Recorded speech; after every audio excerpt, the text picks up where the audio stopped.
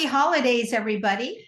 I'm joined for Author Talk today with authors Sheila Lowe and Mike Kennedy. And my name's Maryann Ridini Spencer. And I'll introduce Sheila and Mike, tell you a little bit about them, and then some of our special offers where you can get our books for free or at a very reduced price today. Sheila Lowe is the author of best-selling fiction, including the Forensic Handwriting Mystery Series and Beyond the Veil Paranormal Series, as well as nonfiction on handwriting and personality. She testifies in court as a handwriting expert. That sounds awesome. And here is also Mike Kennedy, who is a best-selling author of the Mark Springfield trilogy. And he has a new crime drama, Body in the Canal, and that's going to be released in the next few months. And he's also trying his hand at science fiction, and he hopes to release his young adult novel, The Space Between Time, later this year. And I said, my name is Maryann Ridini Spencer, and I have a new novel out that just came out in November, Under the Tropical Skies. And I'm very happy to say that this week it became #1 on Amazon Kindle. Wow, that's nice. That's great. Women's Christian fiction category. Although my books, the Kate Grace series, it's an inspirational fiction, historical fiction, contemporary women's fiction, whatever. But I'm like happy whatever category it gets put in. Being #1 is what counts. That's right. So the thing That's is, right. it takes place presently in Hawaii, and also the last 2 books in Europe as well in the 19th century. So I guess, you know, that classifies for historical novel. Anyway, the special deals today. My book is a free ebook, just today only, December 8th on Amazon.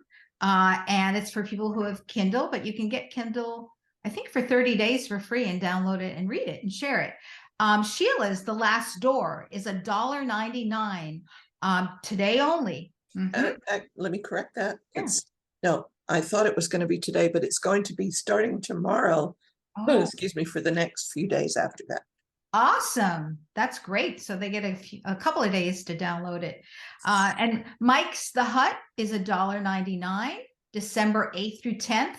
And if you go on the page where this is playing in the description, it'll have links to everywhere, to the Amazon pages, as well as to Mike's page, because you're doing it through a different way, not through Amazon, right, Mike? That is correct. Yeah, it's on my page. Yeah, well, if they follow the link you posted, it'll go right to it. Awesome. So, yeah, Let's get down to business. The Last Door, Sheila's new book. This sounds so awesome. Heron Pond is no stranger to tragedy. The death of a child, a devastating fire, suicide. When identical twins inherit the Victorian mansion from a stranger, they have no idea the will bequest changed everything they knew about their past. Did I read that right? Something wasn't quite right there, but it's okay. The bequest changed. The bequest changed everything they knew about their past. And with Mike's Body in the Canal, Private Eye Dick Maxim, I love that name, watches his client's body float in Honolulu's Ala Wai Canal. Did I say that right? Yeah. That's close enough. Yeah. His cheating husband case just took an unexpected turn. Now he needs to get off the island and fast. Okay, I love that. Exciting. I want to read both of those books because it sounds so. I love mysteries and I love thrillers. I wish I wrote them. I mean, mine are more of, I guess, relationship books. So they have some mystery elements in them, but these books must have a lot of like little cliffhangers and all kinds. Oh yeah, yep. Some murders. But they're really interesting stuff. Sorry, they're mine anyway, are character driven. So it really is all about the relationships with all those other things. My new book, Under the Tropical Skies, takes you from Kauai, present day, to the 19th century Taormina. It's a picturesque town perched high above the waters of the Ionian Sea off the coast of Sicily. And my main character, Kate, is doing research into her maternal ancestral line. So, and I say that this book it emphasizes the power of love, family, and it's all about forgiveness, which we could all use some And it's a of. beautiful cover. Thank you. It's a Show very, the cover so yeah, everybody can see The it. combination of 3 images. It's funny. I had the idea. I get title names. I had the title name, and I saw all this beautiful colors in the sky. Of course, I didn't know what I woke up with that in my head, like, as my next book. I'm like, what is the story? But I definitely saw that title and the color of the skies. So, I remember that, although it did change a little bit. In my dream, it was like yellow and orange and red. So this is more blue and red. But I wanted to talk a little bit about, and Sheila, if you could go first, what is it that you went to the genre that you write in, which is mystery and paranormal? Well, of course, I wrote nonfiction for many years first, but fiction and mystery in particular was always my first love, because I always go back to my 8th birthday in England when I woke up and found this big pile of presents by my bed, and one of them was a book by Enid Blyton called The Rocking Down Adventure. And there was also The Sea of Adventure by her. And this is about children who get involved in troubles and solve mysteries.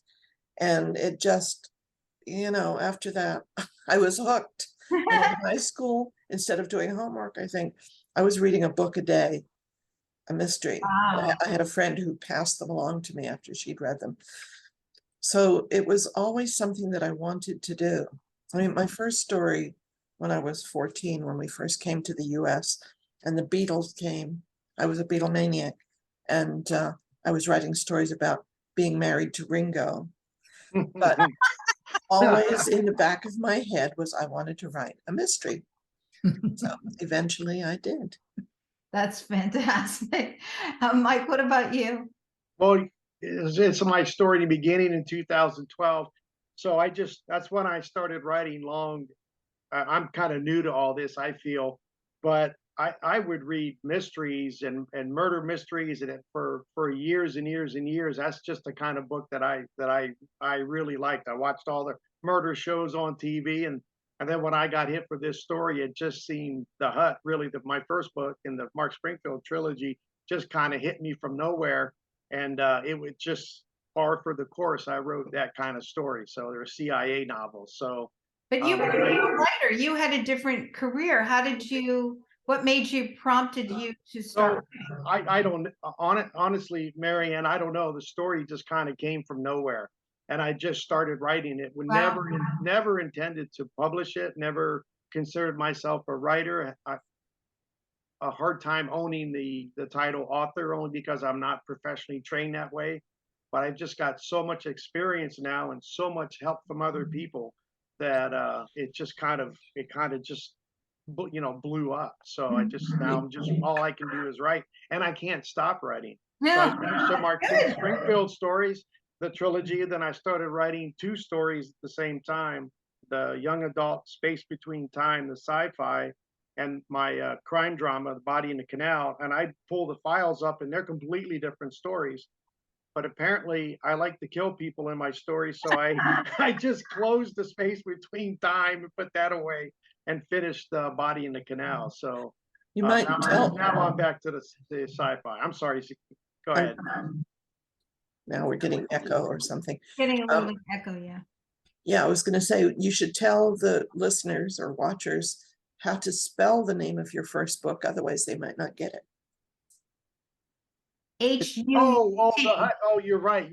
That's right. Yeah, the HUT it's actually an acronym, and it's HUUT. It's the Huntsville Units Under Test. It's about 7. As the group is testing it, they gave it the nickname the HUT, and that stands for the Huntsville Units Under Test. So yeah, that was a good idea. Both of you now, how many books have you written, Mike? I'm Body in the Canal will be number 5. And Sheila, you've done a ton. She's got like 90 of them. 17. Oi! Yeah, I have that's a lot. 6. 6 nonfiction and 11 fiction. There's 8 in my forensic Bravo. handwriting series. Oh, and yeah, 3 yeah, no Many kidding. more to come, I'm sure. Yeah, Well, right now I'm working a memoir, so that's the next one. Make Yeah. it 18. You know, the thing is with me, I always wanted to go to Hollywood and make movies, and I did Right. that. I was a journalist and TV producer, writer, movie producer, everything. And then I really came to an aha moment that I needed, rather than spend a lot of my time and a lot of hours making other people's movies, that the themes didn't really mean a lot to me, that I knew that I had to start writing screenplays. Even though I had been a lifestyle journalist, I had never done a screenplay. So I started doing screenplays, but I always wanted to write novels. Besides telling people I would be a movie producer writer, I wanted to be a novelist. Well, when was that going to happen, and how is that going to happen? And so I took my formula for the way I write screenplays, where I break it down. I kind of have like a map I go by. It's my own little thing that helps me. And that's how I started. But it was a lot later. I also only started, I think I wrote Lady in the Window in 2016, and it was published in 17. Mhm. And now I'm on I'm on my 5th book, but and then I've also done cookbooks and other books. So I've done a number of books, but only 4 novels that I've published so far. And I also feel there's so many things I want to write about, but I just knew that I wanted to, and I can't even tell you why. Maybe just I like telling stories. When I was a kid, I loved theater. Sheila, how did you know that, or when did you discover you wanted to be an author? I think when you're a writer, you just have to write. It just, I don't know if it's inborn or what, but I was always, as a child, I was writing poetry, not very good, but childish poetry. Well, you were writing though, right? I was Yeah. and then there was those short stories about the Beatles. Yeah, right. And then people kept saying I was writing technical stuff about handwriting, because handwriting analysis was my career and still is. And people kept saying, well, you should write a book. But I didn't want to write the same book that everybody else had written. Mm-hmm. And then I had the opportunity to write The Complete Idiot's Guide to Handwriting Analysis. And, That would be I a book didn't for like me. the title, but nobody else was offering me $16,000 for an advance. And back in 1999, that was Yeah, quite good. absolutely. But I still always wanted to write that mystery, and eventually it was time. I started in 1997 on Poison Pen, and I didn't know what I was doing. I found that writing fiction was literally a different story from writing nonfiction. I had relearned everything. And I wrote some stuff, and it was pretty much crap. And I had a friend who published 12 books through Random House, and he was helping me, and I put it away. And then when my daughter was murdered in 2000, and I needed something to, think about other than that, I took the book out again and finished it. And it won 3rd place in a competition. And, from there on. Wow. That's very interesting. You said that about your daughter, and I'm very sorry about that. But I think that sometimes when we face difficult times, writing about it and putting our energy into something like that can help other people or help us. I know with me, interesting you said that, because I had started Lady in the Window and put it away. I wrote maybe a chapter. And what really prompted me was a trip that I took it was one of my first trips to Hawaii, and I fell in love with Hawaii. But then my mom was diagnosed with a brain tumor, and within 6 weeks passed away. And I knew that I had to put that into the book, because it was about how our loved ones live on. So I took that experience and I found it to me as I was writing the book, using it as Kate's experience. Now, we all write about things that we know sometimes, and then we have to research others. She's not me and it's not my life, but I use that experience.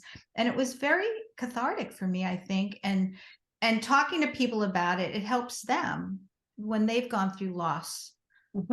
And I'm sure you find that. Mike, when you wrote The Hut, was there something in your life that actually gave you the idea for that log line? No, it just came to me. The story just felt like it just streamed.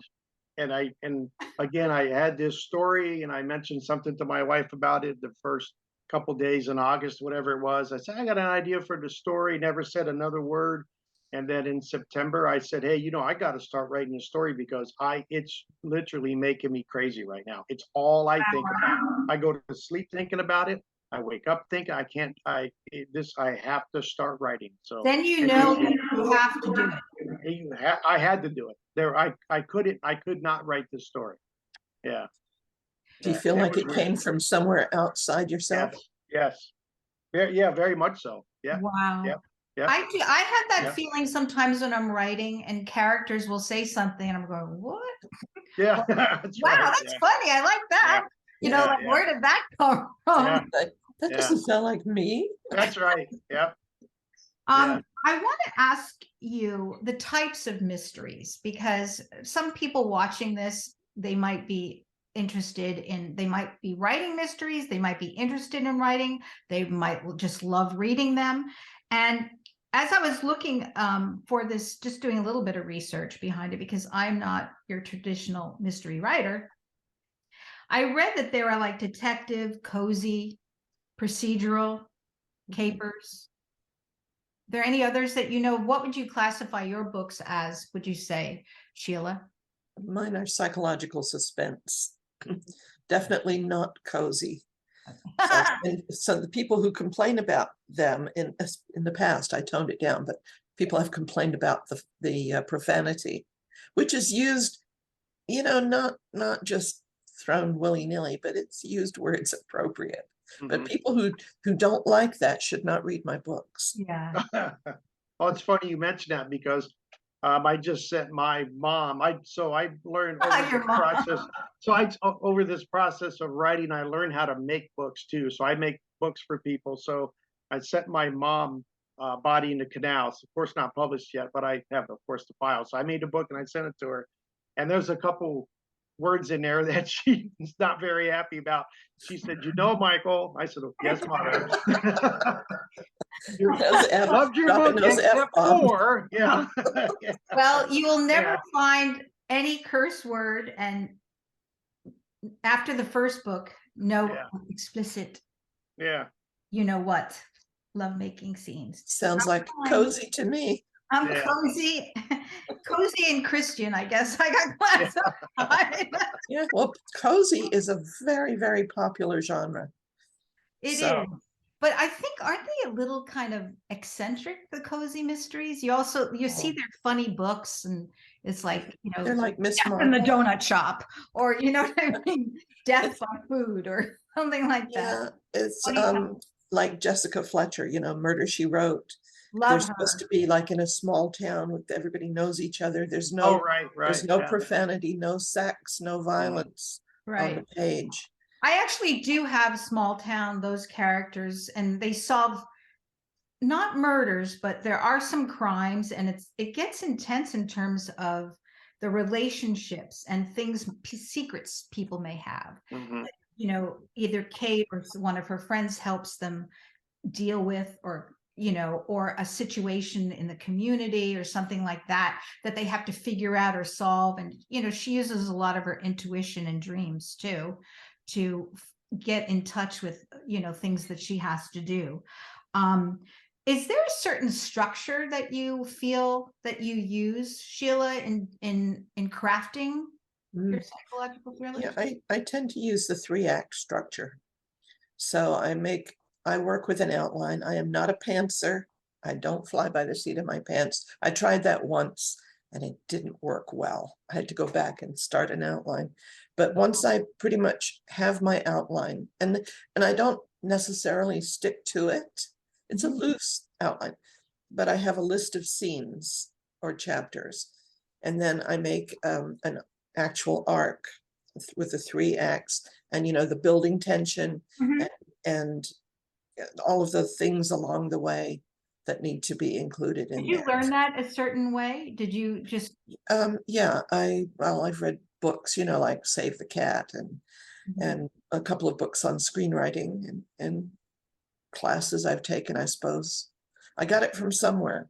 And you know, when you do it, Mike, you can let me know. The first book I think was, of course, you know, you're crafting. It's the first time, you know, I knew it did flow well, but as I've written more novels, it's almost like they kind of write themselves, and you kind of Yeah. know, you can feel it in your bones when you have to end a chapter a certain way or something has to happen. Even though you plot it out, I think that you can flow more freely. And your readers see a difference. I know mine did from the first book to the end of the trilogy, Blind Allegiance. The readers can tell you've grown in your writing. So, My yep. editor said that to me. My editor said that to me too. Yep. My I said dad. it to me Said it to me. last year when I took back my rights from my publisher and you know, opened my own imprint for myself. I went through mostly the first 4 books that were published by Penguin, so I knew that they were in pretty good shape. But I rewrote them, and the first book I cut out 20 pages because I Wow. write better now, and there was so much redundancy. I give you credit for that. Yep. It I made don't me know if feel I better. could, I don't know if I could go back and do that. I do have visions of some things that I want to take out of the first book, but then I'm like, I can't do that. The idea of doing it, I hate anything like that. Yeah, So well, I give you a lot of credit. I felt like it needed to be done, and I felt better about myself and about what I was giving my Yeah. readers. Because, Mhm. well, you know what? I got feedback on that book, Poison Pen, not from a lot, but from some people who said it was hard to get into, but once I got into it, you know, I loved it.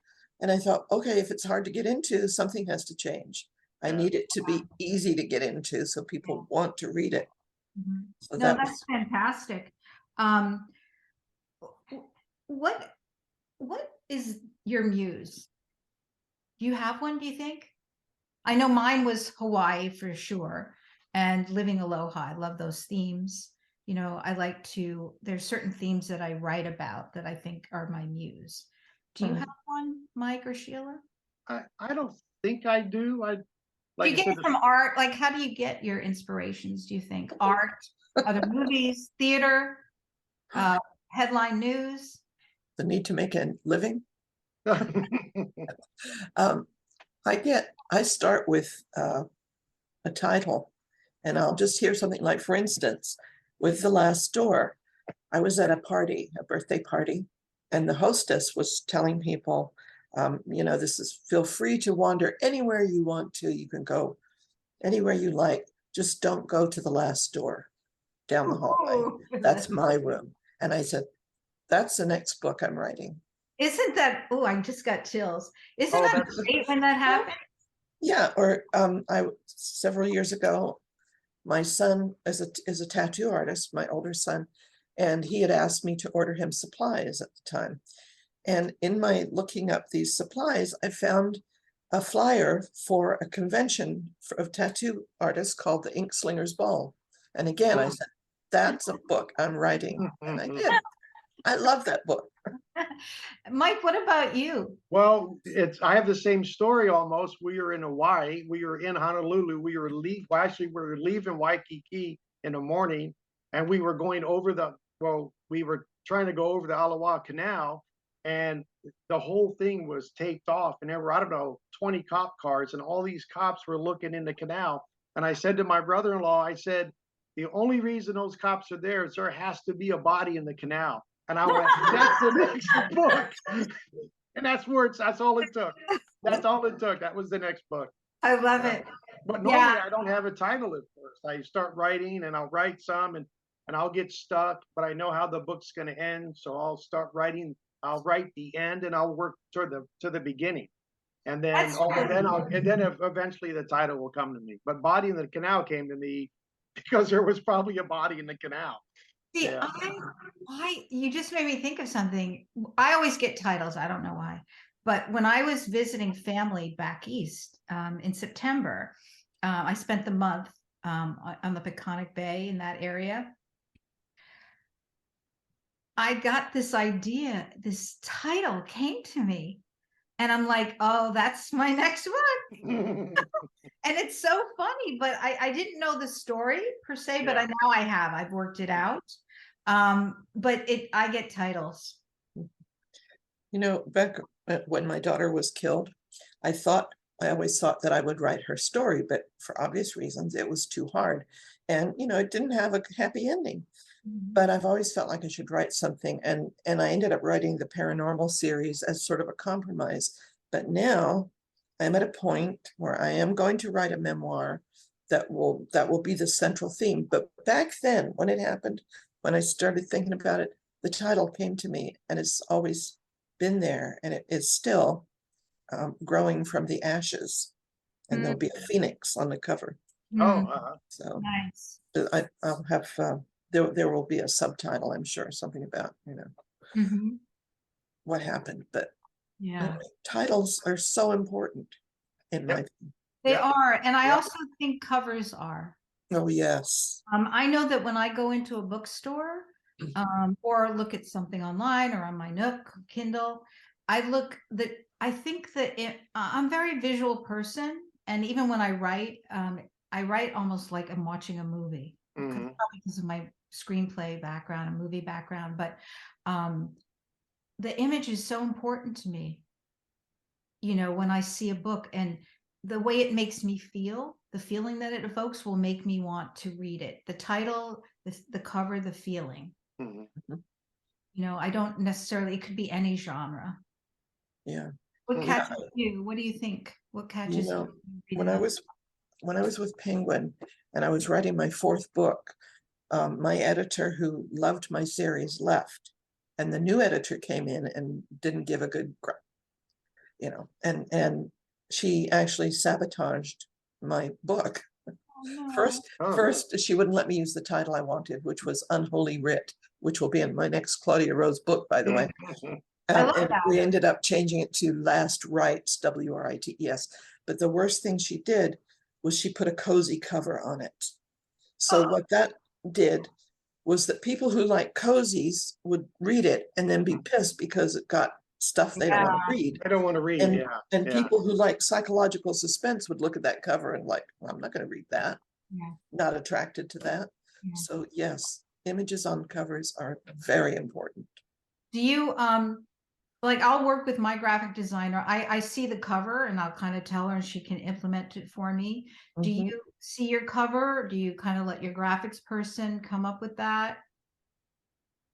Do you want to, Mike? Do you want I'll have an idea for a cover. For instance, Body in a Canal.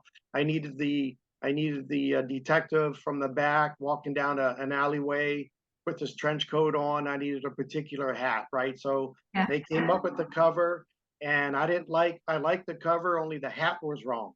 So it was kind of funny because I had him change the hat like 3-4 times. And then I sent him pictures of fedoras. I said, this is the hat I need right here. So eventually they got the hat right. Everything else was perfect except for the hat, but it had to be right. So, so yeah, I get an idea and I express it, they work it and then show it to me and then we make some changes. So that's kind of the fun part of the whole process, I think. Yeah.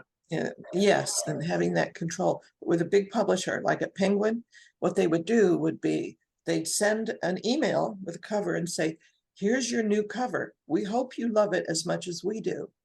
And if I said, well, no, I don't, because blah, and they go, sorry, it's too late to change it. With my publisher for Lady in the Window, I was very lucky. I loved it. I think I contributed that little butterfly on the cover. I think Oh. a little butterfly in a glow, like have it be glowy because it's mystical. But I did love it. And but I have had that experience, and that's one thing when I do publish my books under my imprint, Santa Rosa Press. I love doing the covers. Yeah. It's like so important. Can you see that cover? I don't know. You can. Oh, Yeah, I like I that. like that. That's Oh, great. I like that a lot. Yeah, Yeah. that really shows the genre. And I Yeah, like the yeah. type of Body in the Canal. Yeah. Yeah. They did a nice job. The whole cover was right on point except for the hat, but they got it right. So. Well, so my hat, I also had to have. Oh, yeah, yeah, yeah. I wanted to have a feminine, gorgeous hat. Yeah, my detective won't wear that hat. No You hats won't on find mine. Dick Maxson with that hat on. Well, guys, we are run out of time. Oh, okay. I want to do this again, like a part 2. Yeah. And do it where it actually is Facebook Live. But I do want to call people's attention, because this is going to get posted today, to the description where you can click on the links to get Sheila, Mike, and my books for a discounted price or even free. And this has been fantastic. Sheila, just let people know, how can they get in touch with you? SheilaLoweBooks.com or SheilaLowe.com. And Mike? And MikeKennedy.author@gmail.com. And me, probably the easiest, myname.com or mrsrights.com will get you there too. Thanks, folks. Thank you for joining. Thanks, everybody. Thank you. Happy holiday. Happy Yeah, holidays. Merry Christmas.